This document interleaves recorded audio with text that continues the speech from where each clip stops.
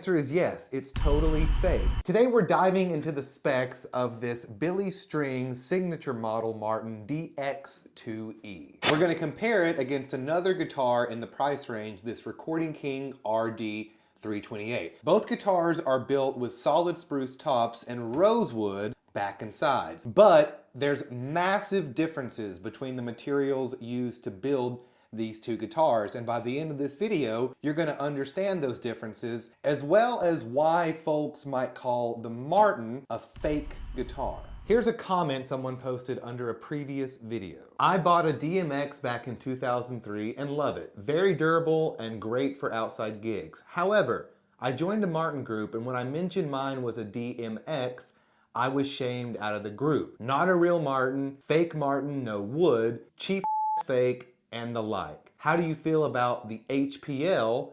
Are they fake Martins? This is the second video of the series on this Billy Strings signature model. If you enjoy this content, make sure you like and subscribe, share this video. It'll really help me do a full review on the other model recently released by Martin. Also, if you are a beginner guitar player looking to get started learning bluegrass guitar so you can play like Billy, check out my beginner-friendly bluegrass guitar course, Flatpick Foundations, down below. I built it specifically for beginners. It's heavily influenced by my time at East Tennessee State University's Bluegrass and Old Time Country Music program. If you learn better with structured curriculum and digestible lessons that aren't going to overwhelm you, check it out down below. You can use the code BILLY for 10% off lifetime access. I promise you, you're gonna get a ton of value in there. There's hundreds of folks learning, and this is gonna be a literal fraction of what you're going to pay for private bluegrass lessons. Check it out down below. So why is one of these guitars labeled fake? Let's look at the specs, specifically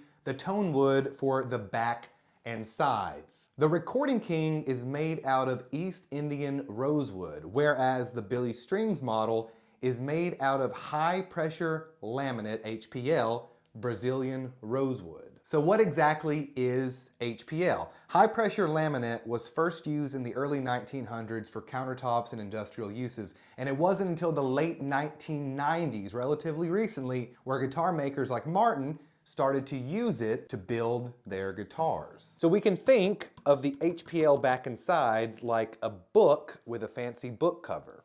This is my girlfriend, Dolly Parton. But while the cover or the top looks super fancy and printed, inside is just layers of paper represented by these pages. Luckily, they're not stuck together. And in the process, it's all covered with glue or resin, which gives us an imitation or a fake tone wood. But why would Martin, or any guitar company for that matter, build guitars out of paper wood? Well, it's the same reason IKEA sells fake wood furniture. It looks great, it still functions fine, it's a fraction of the cost, and guess what? People buy it. There's a market for it. You see, the tone wood isn't cheap, nor is it easy to come by. But can you actually tell a difference between these two materials? Let's test them out. Share your thoughts down in the comment section.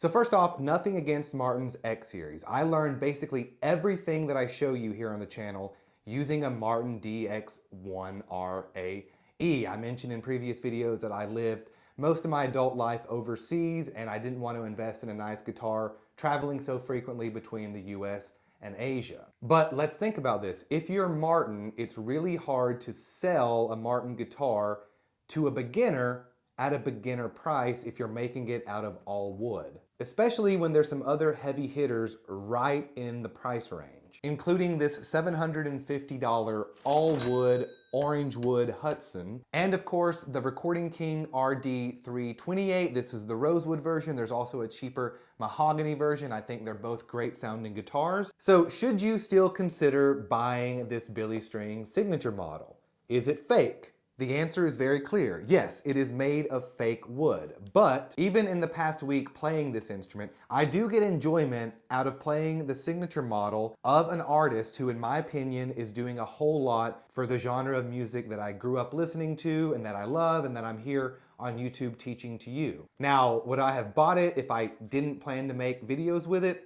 Absolutely not. But don't just take my opinion. I've got to read some of the comments that I got from the previous video here. Some good ideas on design, but Martin dropped the ball using HPL at that price point. For about that money, they could have done a road series in real wood.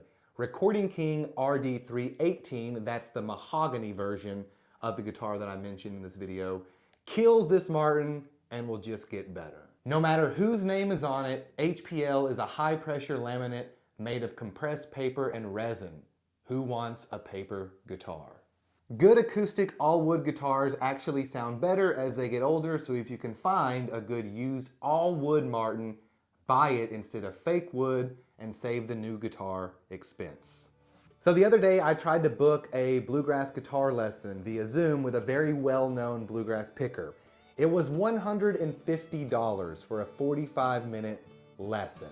In my beginner-friendly bluegrass guitar course, Flatpick Foundations, you're going to use the code BILLY to get lifetime access into learning a literal fraction of what you're going to pay for private bluegrass lessons. And as a longtime educator, I know that one way to not teach people a new skill is to overwhelm them with information that they're never going to understand. Everything is laid out nice and easy inside. I go slow. You don't have to be a speed demon to learn how to play bluegrass.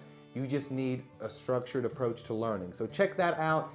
Flatpick Foundations down below. Use code BILLY, take 10% off lifetime access. Thank you for everybody inside of there. It's because of you kind folks that makes all this content possible here on YouTube and elsewhere. Folks, I also do a lot to support Appalachia in my home region. I partner with some organizations that help out people. Restring Appalachia, helping folks be reconnected with instruments that they've lost in natural disasters, as well as the Junior Appalachian Musicians. They teach in-person lessons to folks all around the South, heavy focused on bluegrass, old-time music. I think that's really important as we all become more addicted, it seems, every single day to our devices. I'm really, really big on trying to just make this all accessible to everybody and help folks around the region that are doing great things to the music and everything else. So folks, use that code BILLY, take lifetime access off. I will see you on the next one. Goodbye.